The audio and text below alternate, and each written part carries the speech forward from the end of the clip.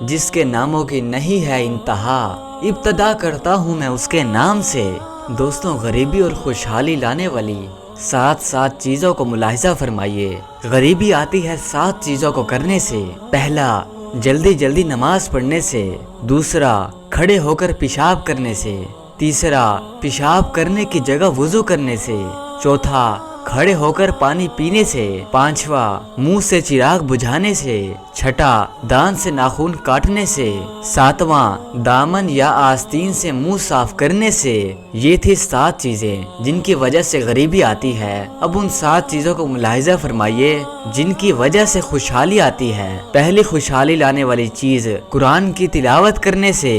دوسری خوشحالی لانے والی چیز 5 وقت کی نماز پڑھنے سے۔ تیسری خوشحالی لانے والی چیز اللہ پاک کا شکر ادا کرنے سے۔ چوتھی خوشحالی لانے والی چیز غریبوں اور مجبوروں کی مدد کرنے سے۔ پانچویں خوشحالی لانے والی چیز گناہوں سے معافی مانگنے سے۔